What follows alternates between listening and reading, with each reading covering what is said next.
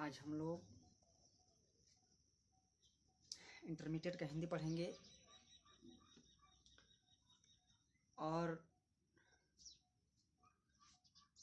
यह जो पाठ है वो संपूर्ण क्रांति से लिया गया है। और इस पाठ में आप लोगों को संपूर्ण क्रांति के बारे में पढ़ना है और संपूर्ण क्रांति के बारे में आप लोगों को बताऊंगा कि संपूर्ण क्रांति क्या है। और इस पाठ में संपूर्ण क्रांति के बारे में आप लोगों को क्या क्या पढ़ना है। आप लोग जो संपूर्ण क्रांति है तो मैं आप लोगों को मैं संपूर्ण क्रांति का जो सारांश है मैं उससे बता दूंगा और जो इसका जो ऑब्जेक्टिव है उससे मैं आप लोगों को अलग से बनाकर भेज दूंगा ताकि आप लोगों को ऑब्जेक्टिव अच्छे ढंग से समझ में आएगा और किसी प्रकार का कोई दिक्कत आप लोगों को नहीं होगा। इसलिए मैं संपूर्ण क्रांति बताने से पहले उसके बारे में सारांश बताने से पहले मैं आप लोगों को जिसे जो संपूर्ण क्रांति है तो संपूर्ण क्रांति के जो लेखक हैं वह नारायण जयप्रकाश नारायण जी हैं और आप लोगों को मैं उनके जीवनीय चरित्र के बारे में बता दे रहा हूं। और उसके बाद में जीवनीय चरित्र बताने के बाद मैं आप लोगों को संपूर्ण क्रांति के बारे में बताऊंगा। यह संपूर्ण क्रांति एक भाषण है, भाषण के माध्यम से आप लोगों को बताया जाएगा, समझाया जाएगा और मैं आप लोगों को यकीन दिलाता हूँ और विश्वास दिलाता हूँ कि जितने सब मेरे विद्यार्थी हैं इस वीडियो को जो देखेंगे और लास्ट तक देखेंगे, जब तक लास्ट तक नहीं देखेंगे तो कोई भी क्वेश्चन हो, कोई भी भाषण हो, कोई भी सवाल हो, कोई भी कहानी हो आप लोग को समझ में नहीं आएगा। इसलिए आप लोग इसे लास्ट तक देखने का प्रयास कीजिएगा और मैं आप लोगों को अच्छे ढंग से और अच्छे बेहतर से जितने अच्छे ढंग से आप लोगों को बताया जाएगा और समझाया जाएगा और मैं आप लोगों को अच्छे ढंग से समझाऊंगा और बताऊंगा ताकि आप लोगों को समझ में आ जाए। मैं आप लोगों को इनके जीवनी चरित्र के बारे में बताता हूं और जीवनी चरित्र के बारे में बताने के बाद मैं आप लोगों को संपूर्ण क्रांति के बारे में बताऊंगा। संपूर्ण क्रांति के लेखक हैं जयप्रकाश नारायण। जो संपूर्ण क्रांति है तो संपूर्ण क्रांति के जो लेखक हैं वह जयप्रकाश नारायण जी हैं और उनका जन्म जयप्रकाश नारायण का जन्म 11 अक्टूबर 1902 में हुआ। नारायण जी का जन्म 11 अक्टूबर 1902 में हुआ और उनका निधन 8 अक्टूबर 1979 8 अक्टूबर 1979 में उनका निधन हुआ। और नारायण जी के माता और पिता जो थे तो उनके माता और पिता का जो नाम था तो उनके जो माता जी थी तो उनके माता जी का नाम फूलरानी और जो उनके जो पिताजी थे तो उनके पिताजी का जो नाम था वह हर्षुदयाल उनके पिताजी का जो नाम था वो हर्षुदयाल था और जो उनकी पत्नी थी तो पत्नी का नाम प्रभावती देवी। जय नारायण जी का जन्म स्थान उनका जन्म कहाँ हुआ था, किस गांव में हुआ था तो उनका जन्म सिताब दियारा गांव में उनका जन्म हुआ था। सिताब दियारा गांव में उनका नारायण जी का जन्म हुआ था और उन्होंने 1974 में छात्र आंदोलन का नेतृत्व किया। और इसमें आप लोगों को मैं विद्यार्थियों को यह बता देता हूं कि इसमें छात्र के बारे में पढ़ना है और नवयुवक भाइयों के बारे में पढ़ना है क्योंकि संपूर्ण क्रांति आप लोग समझते हैं कि संपूर्ण क्रांति क्या है। मैं उस संपूर्ण क्रांति के बारे में ही आप लोगों को समझाने का प्रयत्न करूंगा और शायद हम अपने तरफ से मैंने आप लोगों को अच्छा इसे ढंग से बताएं कि ताकि आप लोगों को समझ में आ जाए। और जो कुछ मैं वीडियो भेजूंगा तो सिर्फ मैं इसका सारांश भेजूंगा, मेन टॉपिक भेजूंगा कि आप लोग जितने इसे याद कीजिएगा, जितने इसे पढ़िएगा उससे बाहर एग्जाम में नहीं आएगा। मेरे विद्यार्थियों संपूर्ण क्रांति के बारे में आप लोग जानते हैं कि जो संपूर्ण क्रांति है कि ऐतिहासिक क्रांति है। मैं आप लोगों को इसके बारे में चर्चा करता हूँ, बताता हूँ कि कहाँ से लिया गया है और इस क्रांति का आंदोलन किसने किया। ये इम्पोर्टेंट क्वेश्चन जो है वह बिहार बोर्ड में पूछ देता है कि संपूर्ण क्रांति का नारा किसने दिया। तो नारायण जयप्रकाश नारायण जी ने संपूर्ण क्रांति का नारा दिया। आप लोगों को मैं सीधे सारांश बताता हूँ, और जो कुछ मैं 9th का हो या मैट्रिक का हो या 11 का हो, मैं आप लोगों को सिर्फ सारांश बताऊंगा, और सारांश से आप लोग घर पर उसे रिपीट कीजिए, पढ़िएगा, और सारांश आप लोग याद कर लीजिएगा, तो उससे बाहर जो है उसका मेन टॉपिक उससे बाहर आप लोगों को एग्जाम में नहीं आएगा। मैं सीधे आप लोगों को ये भाषण के जो है संपूर्ण क्रांति, यह भाषण है, आता है कि संपूर्ण क्रांति क्या है, तो भाषण है।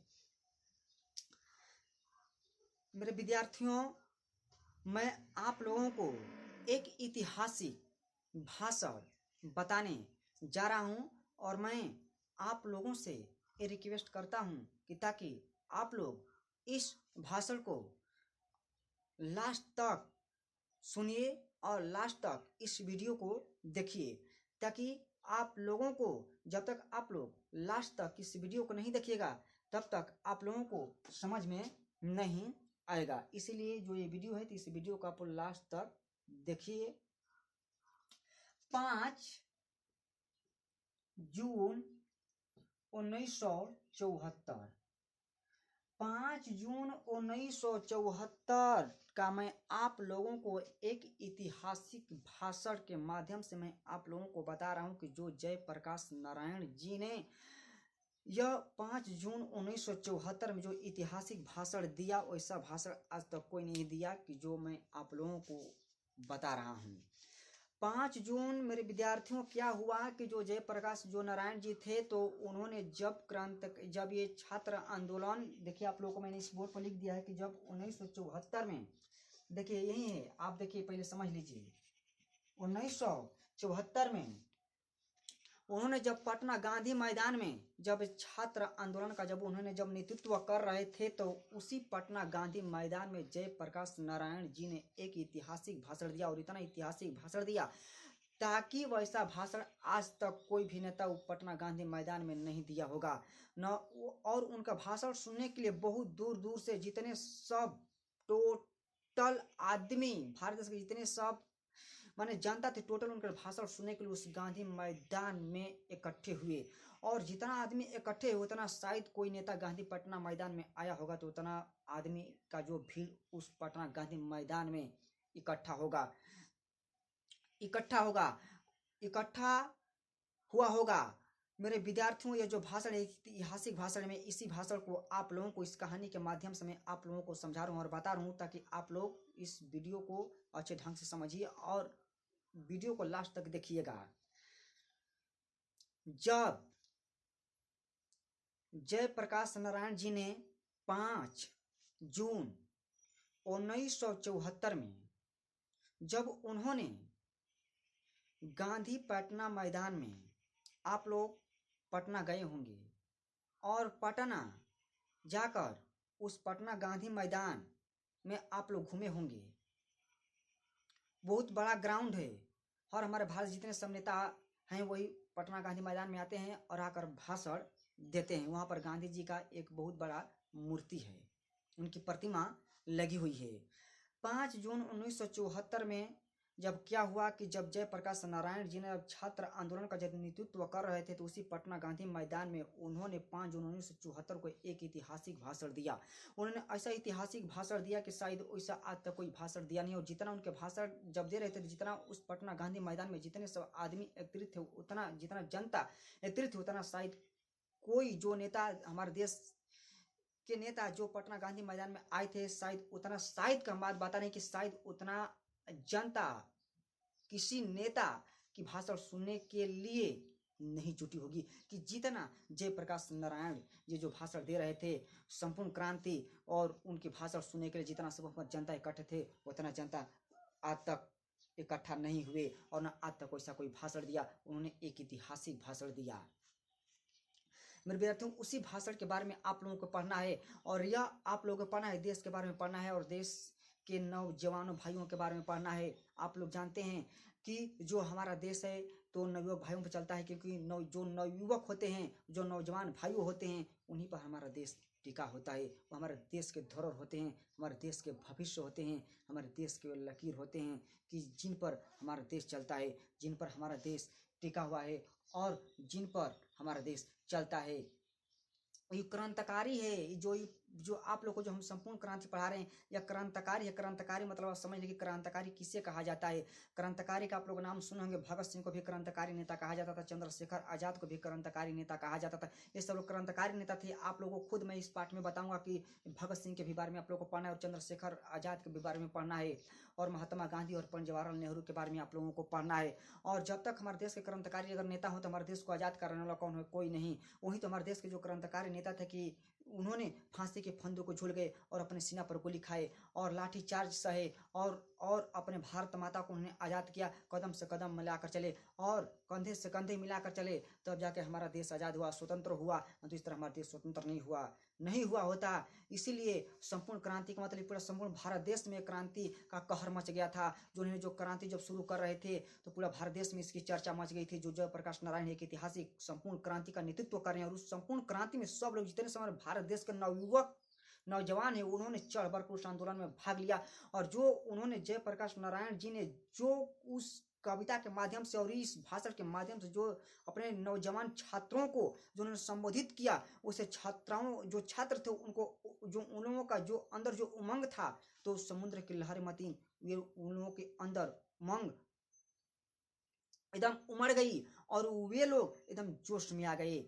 जिस प्रकार से हमारे देश के जितने सब एक क्रांतिकारी नेता थे अपने देश को आज़ाद कराने के लिए उन्होंने अपने प्राण का बाजी लगा दिया, उसी प्रकार से इस संपूर्ण क्रांति के बारे में आप लोगों को पढ़ना है। मैं सीधे अब इस कहानी को बताता हूँ कि आप लोगों को संपूर्ण जो क्रांति है वह किसके बारे में पढ़ना है। मेरे विद्यार्थियों, क्या हुआ कि जब वहीं पटना गांधी मैदान में जब भाषण दे रहे थे, संपूर्ण क्रांति का नेतृत्व कर रहे थे जयप्रकाश नारायण जी ने, तो फिर हाल में उन्होंने संबोधित करते हुए कहा कि मेरे नवयुवक छात्र छात्राओं, मेरे भाइयों बहनों, अभी अभी फिर हाल में जस्ट अभी आप लोगों के सामने जो रेणु जी ने जो आप लोगों की जो कविता कही, मैं उस कविता का सराहनीय करता हूँ, अभिनंदन करता हूँ और मैं उनका स्वागत करता हूँ। उन्होंने बहुत सुंदर कविता कही और मैं अगर आप लोग का इजाज़त हो तो मैं आप लोगों के सामने भी मैं एक कविता सुनाने जा रहा हूँ। और जो मेरा कविता होगा वह उमंग भरा होगा, उत्साह भरा होगा कि जो मेरे कविता को सुनेगा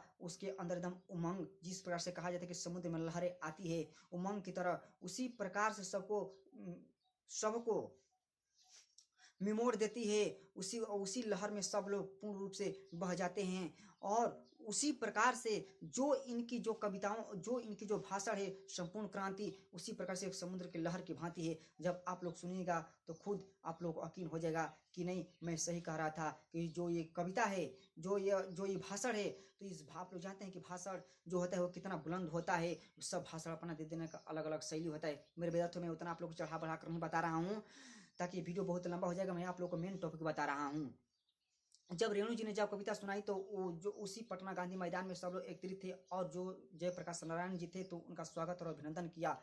और उन्होंने जब भाषण दे रहे थे तो उन्होंने बोले कि मेरे प्रिय भाइयों बहनों और मेरे जितने समयुवक छात्र छात्राएं हैं, मैं उनका स्वागत और अभिनंदन करता हूँ। मैं आप लोगों के सामने एक संपूर्ण क्रांति का नेतृत्व कर रहा हूँ और उस संपूर्ण क्रांति के नेतृत्व में आप लोगों को सभी को चढ़ बढ़ कर हिस्सा में आप लोगों को भाग लेना है।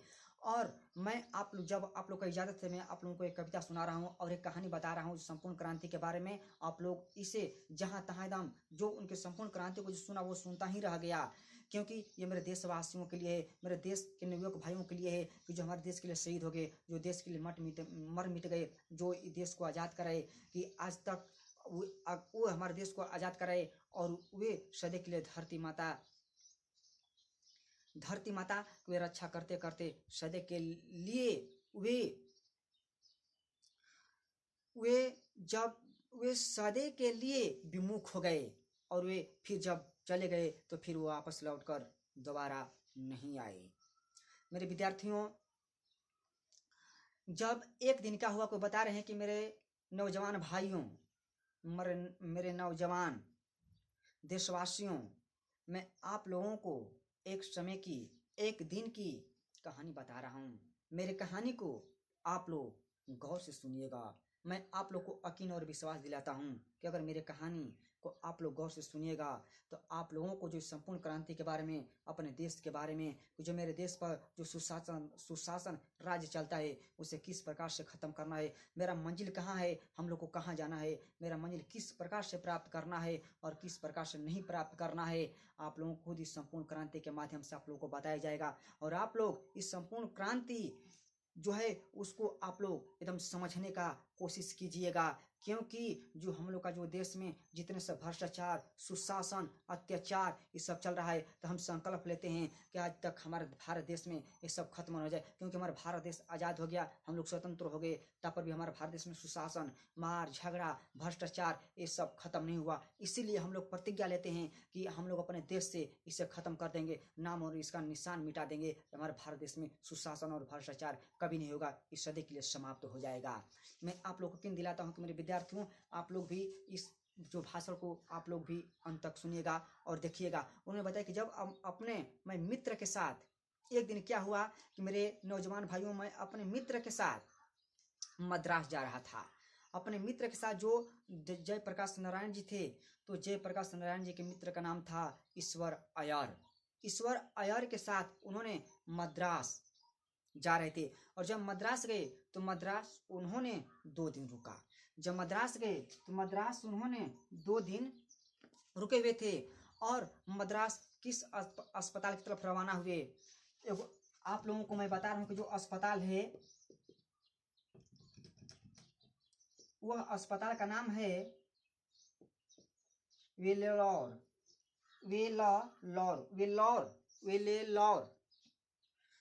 के अस्पताल की तरफ वे लोग रवाना हो रहे थे। किसके साथ? अपने मित्र ईश्वर अय्यर के साथ। और कौन थे? जो जयप्रकाश नारायण जी थे। तो ये दोनों यानी कि वेल्लोर अस्पताल की तरफ ये रवाना हो रहे थे। और उन्होंने जब मद्रास में पहुंचे तो उन्होंने 2 दिन रुके थे। जब उन्होंने 2 दिन रुके तो वहीं पर रामधारी सिद्धिनकर, जिसे राष्ट्रकवि कहा जाता है, आप लोग सुने होंगे, चाहे एग्जाम में हमेशा पेपर में पूछता है कि राष्ट्रकवि किसे कहा जाता है, तो राष्ट्रकवि रामधारी सिद्धिनकर जी को कहा जाता है। तो रामधारी सिद्धिनकर जी ने रामधारी से जब ये जयप्रकाश नारायण जी ने जब वही मद्रास पहुंचते हैं तो वहाँ पर रामधारी सिद्धिनकर जी से और गंगा बाबू से भेंट होता है। और गंगा बाबू तो उनके साथ ही रहते थे, बाकी जो हमारे भारत देश के राष्ट्रकवि थे रामधारी सिद्धिनकर जी, वे जयप्रकाश नारायण जी के साथ नहीं रहते थे। और उनके संपूर्ण क्रांति की जो भाषण थी, जो कविता थी, तो उस भाषण को सुनने के लिए उन्होंने वहां पर आए थे, ताकि जो संपूर्ण क्रांति का जो कहर था पूरा भारत देश में मच गया था और पूरा भारत देश में इसका नाम चर्चा हो गया था। इसीलिए उन्होंने इस संपूर्ण क्रांति को सुनने के लिए कि ताकि जो जयप्रकाश नारायण जी होते पटना गांधी मैदान में जो इस संपूर्ण क्रांति का नेतृत्व कर रहे हैं उसको थोड़ा सा हम भी चलकर सुने, कि ताकि उनके जो भाषण में कितना बुलंद हुए अपने देश के प्रति, अपने देशवासियों के प्रति, मजदूर भाइयों के प्रति, गरीब भाइयों के प्रति उन्होंने क्या बोल रहे हैं और इस भाषण के प्रति उन्होंने अपने देशवासियों को क्या योगदान दे रहे हैं।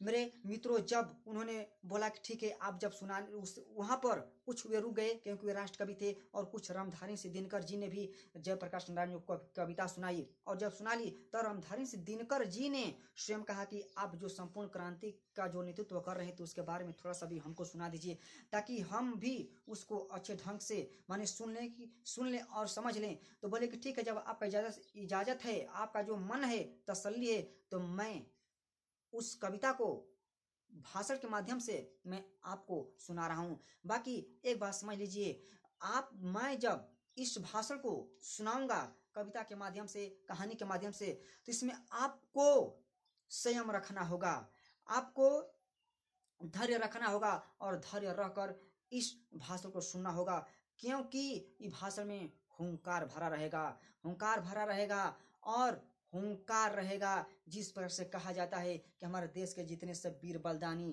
क्रांतिकारी नेताओं ने उमंगता के साथ, जोश के साथ उन्होंने अपने देश को आज़ाद कराया और अपने देश को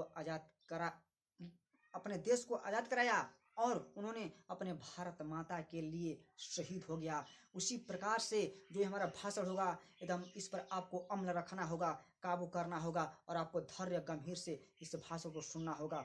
जब उन्होंने इस भाषण को सुना रहे थे तो उन्होंने बोले, रामधारी सिंह दिनकर जी, मेरे भाषण को आप ध्यान सुनिएगा, ये हुंकार भरी रहेगा। और जब मैं इस भाषण को बताऊंगा कहानी के माध्यम से, कविता के माध्यम से, तो आप लोगों को ताली नहीं बजाना है, ताली बजाकर मेरा स्वागत नहीं करना होगा। मेरे बात को समझना है और मेरे बात को परखना है कि मैं जो कह रहा हूँ वो किसके बारे में कह रहा हूँ और किसके बारे में नहीं कह रहा हूँ। इस बात पर आप लोग गौर से सुनिएगा और ध्यान दीजिएगा।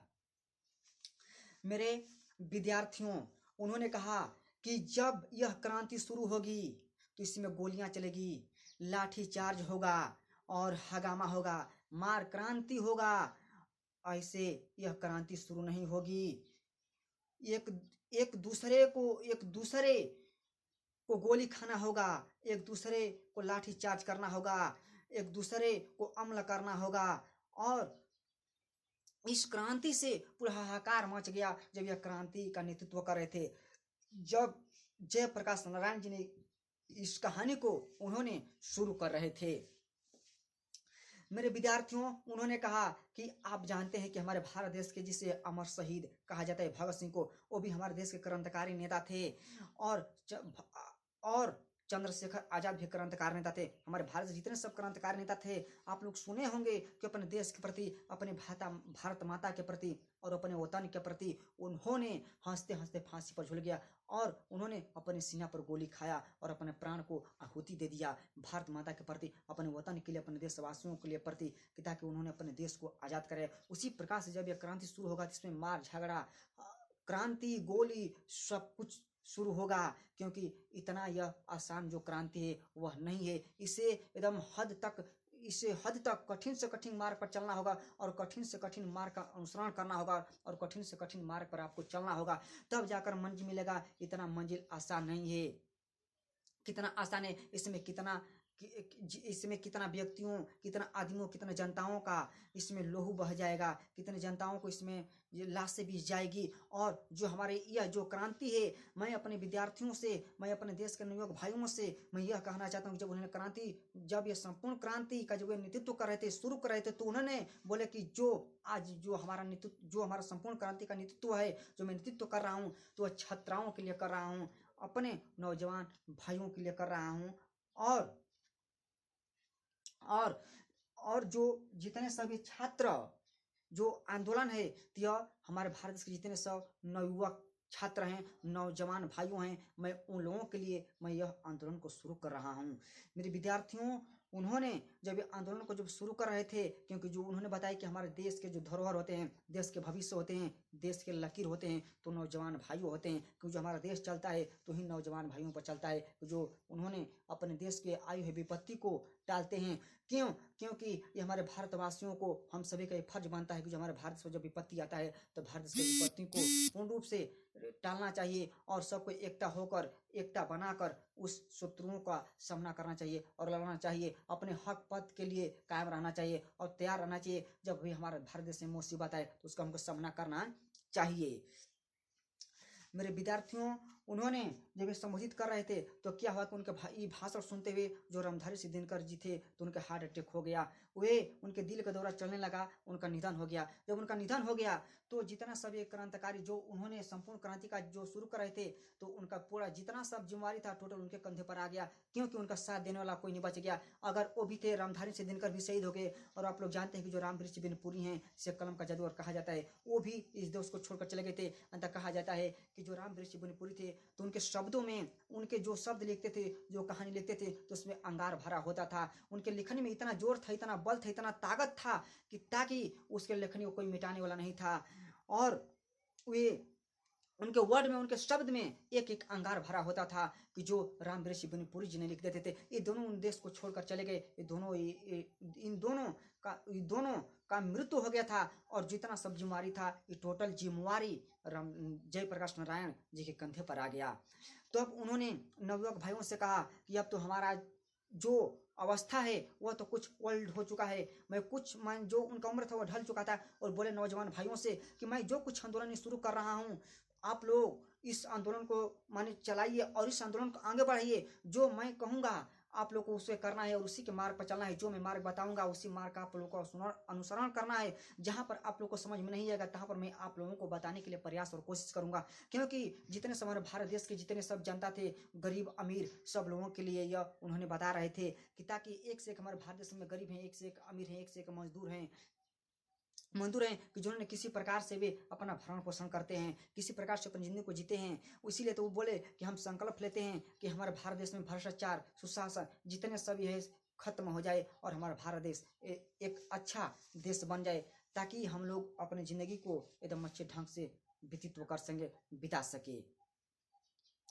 मेरे विद्यार्थियों, जब उन्होंने भाषण दिया तो उन्होंने कहानी बता रहे थे कि मैं देखो ये सब भाषण सुनने के लिए हमारे भारत देश में एक से एक गरीब हैं, एक से एक मजदूर हैं, एक से एक आदमी पड़े हुए हैं कि जिनके लिए एक दो रोटी भी नहीं मिलती है, वो भी देश के लिए देश के नागरिक होते हैं। उनको भी एक दूसरे के प्रति, सरकार के प्रति आवाज़ उठाना जरूरी है। वो भी अपने हक पद के लिए आवाज़ उठा सकते हैं, क्योंकि खुद इसमें नेहरू जी ने बोले हैं कि हम लोग की मंजिल अभी बहुत दूर है, कदम से कदम मिलाकर चलो, कंधे से कंधे मिलाकर चलो, अपने लक्ष्य को साधो, अपने लक्ष्य को प्राप्त करो। और जो तुम अपने लक्ष्य के प्रति बढ़ रहे हो, उस जो लक्ष्य है वह बहुत दूर है और बहुत दूरी तुमको तय कर कर वहाँ पर जाना है। वह इतना आसान नहीं है कि तुम वहाँ पर जा सकते हो, क्योंकि दुर्गम मार्ग है और उस मार्ग पर चलना बहुत कठिन है। इसीलिए एकता बनाओ, यूनिटी बनाओ और यूनिटी बनाकर उस मार्ग पर चलो कि मैं जिस मार्ग पर आप लोगों को बता रहा हूँ कि उसी मार्ग पर चलो और बताए हुए मार्ग पर चलो और उसी मार्ग का अनुसरण करो, क्योंकि मंजिल बहुत दूर है और उस मंजिल को पूर्ण रूप से हमें प्राप्त करना है। अगर जब तक हम लोग में एकता नहीं रहेगा, एकता यूनिट नहीं रहेगी, तब तक हम लोग नहीं अपने मंजिल को प्राप्त कर सकते हैं। इसीलिए मेरे विद्यार्थियों, ये स्वामी विवेकानंद भी इस बात को कहा कि अपना कर्म करो, सच्चे मन से करो, अपने लक्ष्य को साधो और उसी पर निशाना लगाओ, ताकि तुम्हारा निशाना चूके मत। इसीलिए मंजिल कितना हो न दूर हो, जो परिश्रम करता है, जो मेहनत करता है, वह गरीब हो अमीर हो, वह अवश्य उसको पा लेता है। इसीलिए उन्होंने कहा कि मैं देखो, जब मैं पढ़ रहा था, हमको भी पढ़ने के लिए बहुत शौक था। वे अमेरिका पढ़ने के लिए गए थे। जब अमेरिका पढ़ने के लिए गए थे, कहा जाता है कि आज के नवयुवक भाई हैं, आज के जो विद्यार्थी स्टूडेंट हैं, कि अगर उनके माता पिता अगर पैसा पढ़ने के लिए ना दें तो अपने बल पर नहीं पढ़ सकते हैं। आज का जितना सब नवयुवक भाइयों हैं, अगर हमारे देश पर संकट पड़ जाए तो वे कान में ईयरफोन लेकर चलेंगे, कान में ईयरफोन लगाकर चलेंगे। वे देश की रक्षा नहीं करेंगे, देश के बारे में नहीं सोचेंगे। और एक देखो 1947 में जो हमारे देश के जो लकीर थे, जो हमारे देश के भविष्य थे, भगत सिंह, चंद्रशेखर आजाद, बटुकेश्वर, ऐसे ऐसे क्रांतिकारी की जो उन्हें अपने पढ़ाई लिखाई छोड़कर आंदोलन में भाग लिया, उनको क्रांतिकारी आंदोलन कहा जाता है। और वे क्रांतिकारी नेता कहा जाता है और वे क्रांतिकारी आंदोलन शुरू किए, क्रांतिकारी उनको नेता कहा जाता है, क्योंकि खुद अपने देश को आजाद करे, अपने देश के लिए शहीद हो गए। उनकी इतिहास बन गई, इतिहास के पन्नों में उनका नाम आ गया, उनको अमर शहीद के नाम से भी जाना जाता है, भगत सिंह को। मेरे विद्यार्थियों, मैं उतना आप लोग को ज्यादा लंबा वीडियो नहीं बनाना चाहता हूँ। जब जयप्रकाश नारायण जी ने जब संबोधित कर रहे थे तो उसमें बहुत सारे गरीब लोग जुटे हुए थे। वो गरीब भाइयों को कह रहे थे, गरीब बच्चों को कह रहे थे, गरीब विद्यार्थियों को कह रहे हैं। और मैं भी कहता हूँ कि जो गरीब बच्चे हैं वे निराश न होके कि हमारे पास पैसा नहीं है तो हम लोग नहीं पढ़ सकते हैं। नहीं, तुम्हारे पास जब साहस है, तुम्हारे पास जब साहस है, हिम्मत है, तो तुम अपने कर्तव्य से, अपने कर्म से तो अपने आगे बढ़ सकते हो और अपने लक्ष्य को प्राप्त कर सकते हो। मेरे विद्यार्थियों, संसार में कोई किसी से गरीब नहीं है, कोई किसी से कमजोर नहीं है। अगर वह व्यक्ति सोचता है, वह विद्यार्थी सोचता है कि मैं गरीब हूँ, हमारे पास पढ़ने के लिए पैसा नहीं है, मैं नहीं पढ़ सकता हूँ, वो निराश हो जाता है, तो मैं कहता हूँ को निराश न होके संसार में कोई गरीब नहीं होता है, सिर्फ उसका मन गरीब होता है, वो गरीब नहीं होता है। अगर उसके पास भगवान आँख, भुजा और पैर दिए हैं और दिमाग दिए हैं तो वह गरीब नहीं है, वह इस संसार में पढ़ लिख सकता है, आगे बढ़ सकता है। गरीबों की इतिहास बनती है और जो गरीब होते हैं वे इतिहास रचते हैं। जब नारायण जी ने जब अमेरिका जब पढ़ने के लिए गए, आप लोग अमेरिका नाम सुने होंगे कि आज विश्व के प्रथम स्थान पर अमेरिका नाम आता है धनी के मामले में। वही अमेरिका वे गए, जब अमेरिका में जाकर वो पढ़ते थे तो होटल में काम करते थे, बगीचा में काम करते थे और जूता साफ करते थे और मजदूरी करते थे। बताओ कि वो इतना लेखक एक होटल में प्लेट धोते थे, बगीचा में काम करते थे और जूता साफ करते थे, क्या वो गरीब नहीं थे? वो भी गरीब थे। बाकी वे जब मनुष्य अपना परिश्रम कर कर जब खाता है और अपना परिश्रम कर कर जब वो गरीब बच्चा पढ़ता है, कोई भी गरीब हो, तो उसमें लजाने की बात क्या है, उसमें शर्माने की बात क्या है। उसकी इतिहास उसी की बनती है कि जो अपने परिश्रम करता है, अपना पसीना बहाता है और अपना पसीना बहाकर अपना लक्ष्य को प्राप्त करता है। ये खुद बताए कि जयप्रकाश मैं नहीं, जयप्रकाश नारायण जी बता रहे हैं कि संसार में गरीब कोई नहीं होता है। अगर एक छात्र सोचे कि मैं गरीब हूँ, हमारे पास पढ़ने के लिए पैसा नहीं है, तो वह गरीब नहीं है। उसके पास हौसला होनी चाहिए, उसके पास हौसला होनी चाहिए और अपने हौसला से वह पढ़ सकता है, वह आगे बढ़ सकता है। क्योंकि खुद आप लोग के सामने परिमाण है बाबू कि अमेरिका जाकर वे खुद वे होटल में रहते थे, प्लेट धोते थे, एक दूसरे का जूठन धोते थे और उसके बाद में जूता साफ करते थे, बागीचा में काम करते थे और जो कुछ पैसा मिलता था उसी से वे पढ़ते थे, उसी से पढ़ते थे। वो सोचते थे कि किसी प्रकार से हम पैसा बचाएं और पैसा बचाकर हम पढ़ लें, कि ताकि हम पढ़ लें, एक अच्छा इंसान बने, एक अच्छा आदमी बने, ताकि जो मैंने परिश्रम बहा बहा कर एक दूसरे का नौकरी कर कर मैंने पढ़ा पढ़ा ताकि कोई हम ये हमारे जीवन में अखरे मत, हमें जीवन में कोई दिक्कत ना हो। बाबू एक बात समझ जाओ, संसार में दुख तो होता है, बाकी दिन सुख अवश्य होता है। और जो दुख और सुख से घबराए क्यों, जो दुख चयन नहीं किया वह इंसान कैसा। इसलिए मैं अपने विद्यार्थियों से यह कहता हूँ कि वह गरीब हो चाहे कितना हो ना गरीब हो, उसके पास हौसला होनी चाहिए और वह हौसला से पढ़ सकता है। क्योंकि वह अपने जहाँ जाना चाहता है वहाँ पर वह जा सकता है और अपना आवाज़ उठा सकता है। इसीलिए ये दुख सोच से घबराना नहीं चाहिए और मेहनत से पढ़ना चाहिए। उन्होंने संपूर्ण क्रांति का नारा लगाया, क्यों नहीं? इसलिए उन्होंने लगाया कि हमारे भारत देश में कितने समयुवक पढ़े लिखे बैठे हुए हैं, नौजवान भाइयों, उनको नौकरी मिल जाता है, सरकार नौकरी दे देती है, उनको हक पर दे देती है, नहीं वो रोड पर घूमते हैं फिरते हैं, उनको सरकार कुछ नहीं देती है, उनका हक नहीं हिलाने के लिए वो बेरोजगारी हो जाते हैं, वे पूर्ण रूप से वे सक्षम नहीं हो पाते हैं। क्यों? पढ़े लिखे नहीं होते हैं। ऐसे नहीं विद्यार्थी नहीं होते हैं, वो होते हैं बाकी मजबूर हैं, सरकार उस पर ध्यान नहीं दे रही है। क्योंकि सरकार जितने सब देश में लुटेरे हैं वो टोटल हक पद को लूट जाते हैं। वह किसी गरीब को चाहे अमीर बच्चे को वे नहीं दे पाते हैं, सब खत्म कर देते हैं। इसलिए तो हमारे भारत देश में भ्रष्टाचार सुशासन चलता है। अगर ये खत्म हो जाए, हमारा भारत देश एकदम भारत देश एक आदर्श देश बन जाए, हमारा आदर्श देश बन जाए, ये सब खत्म हो जाए, तो हमारा देश फिर से सोना का चिड़िया बन जाएगा और सबको हक पर दिया जाएगा। क्यों? बेरोजगार, हमारे भारत में बेरोजगार कैसे पैदा होती है? क्यों? उनको रोजगार नहीं मिलता है, पढ़ लिख कर भी वे चुपचाप बैठे रहते हैं, उनको कुछ नहीं मिलता है। क्यों? उसके कुछ नहीं होते हैं, ऐसा बात की नहीं होते हैं बाकी वो मजबूर हैं, उनके पास वो हक लड़ने के लिए नहीं है, आवाज उठाने के लिए नहीं है। आज एक बच्चा अगर थोड़ा सा अगर फुर्तीले का काम दिखा देता है, अगर आवाज उठाने लगता है, तो सब राजनीति में आ जाते हैं, उसके साथ राजनीति पढ़ने लगते हैं, उसका बहुत कुछ बोलते हैं, बहुत कुछ कहते हैं, तब पर भी वो कुछ नहीं कहता है। क्यों? वो आवाज नहीं उठा सकता है, हक पर से नहीं जी सकता है। अरे मेरे विद्यार्थियों, अपने ज्ञान इंद्रियों को जगाओ, इसे सुलाओ मत, उठो जागो, आगे बढ़ो। मैं भी कहता हूं कि उठो जागो, आगे बढ़ो और अपने लक्ष्य को प्राप्त करो, अपने लक्ष्य को साधो, अपना कर्म करो। कर्म करोगे तभी कुछ पाओगे, या कर्म नहीं करोगे तो कुछ नहीं पाओगे। संसार में गरीब कोई नहीं है, सिर्फ उसका एक मन गरीब होता है और उसके पास हौसला है ना, तब पत्थर को फाड़ कर, पत्थर को तोड़कर वह पानी निकल सकता है। समझ जाओ, अगर हौसला रहेगा तब, अगर हौसला नहीं रहेगा तो कहाँ से निकाल सकता है। इसीलिए अपने ज्ञान इंद्रियों को सोने मत दो, ज्ञान इंद्रियों को जगाओ और जगाकर अपना कर्म करो, अपने लक्ष्य को प्राप्त करो, लक्ष्य को साधो। क्योंकि खुद स्वामी विवेकानंद कहे हैं, वो गरीब परिवार के नहीं थे। आप लोगों को मैं वीडियो जब बनाकर अगला भेजूंगा तो स्वामी विवेकानंद के बारे में बताऊंगा आप लोगों को। उन्होंने खुद कहा कि उठो जागो, जब तक तुम्हारा लक्ष्य नहीं प्राप्त हो जाता है तब तक तो अपना संघर्ष करो, मेहनत करो, लक्ष्य को प्राप्त करो। और मैं तुमको आशा और विश्वास दिलाता हूँ कि जो संघर्ष और मेहनत के साथ, परिश्रम के साथ जो अपना काम करता है, अवश्य उसमें सक्षम होता है और कामयाब होता है। इसीलिए मेरे विद्यार्थियों, पढ़ो, मन तन से पढ़ो, मेहनत करो और उत्साह के साथ पढ़ो।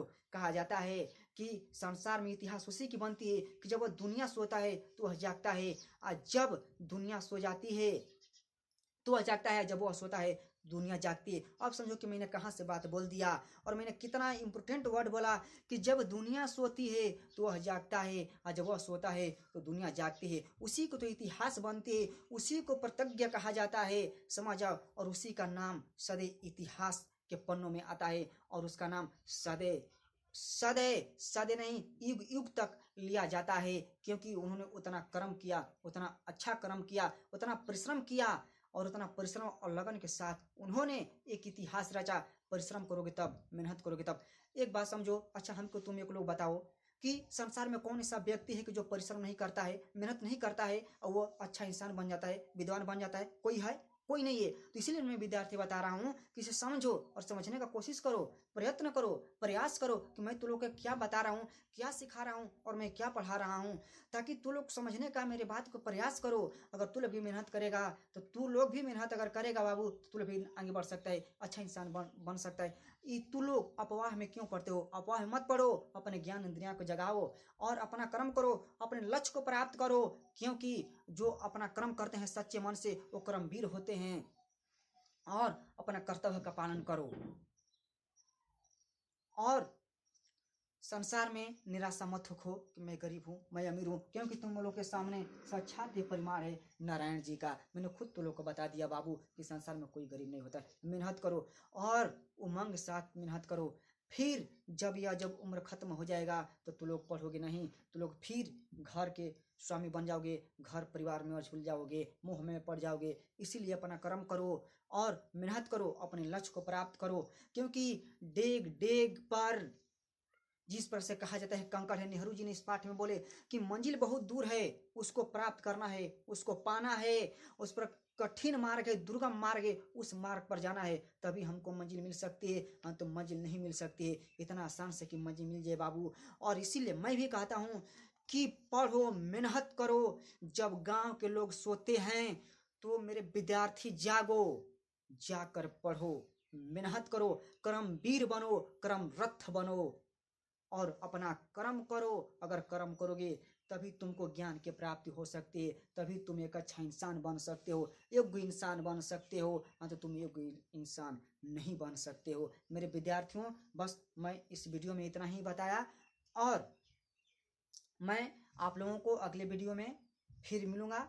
और मैं आप लोगों को जिस प्रकार से मैंने एक कहानी को बताया, जब आप लोग को समझ में नहीं आया होगा तो आप लोग मुझे कमेंट कीजिए, शेयर कीजिए। अगर मेरा वीडियो आप लोग को अच्छा लगा हो तो लाइक कीजिए और कमेंट कीजिए। और मैं आप लोगों के लिए अगले वीडियो बनाकर मैं तुरंत भेजूंगा। और मैं आप लोगों के बच्चों से रिक्वेस्ट करता हूं कि जितने सब आप लोग को समझ में नहीं आता है आप लोग मुझसे कमेंट कीजिए। अगर पूछिएगा तभी ना जी, अगर आप लोग नहीं पूछिएगा तो मैं क्या आखिर बताऊंगा?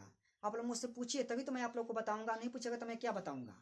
इसलिए आप लोग मुझसे पूछिए, नहीं पूछिएगा तो फिर वो आप लोग को दिक्कत होगा, हमें दिक्कत नहीं होगा। कोई भी हो, 9 से लेकर इंटरमीडिएट तक। मैं इसलिए तो अपने बच्चों को सुविधा दे रहा हूँ ताकि बच्चे सब घर पर बैठा रहें, मैं यहाँ से बनाकर वीडियो भेजूँ और मेरे बच्चे सब पढ़ते हैं। बाकी मेरा वीडियो एकदम लास्ट तक देखिएगा, अंत तक देखिएगा, तभी समझ में आएगा, तो समझ में नहीं आएगा। ठीक है बाबू?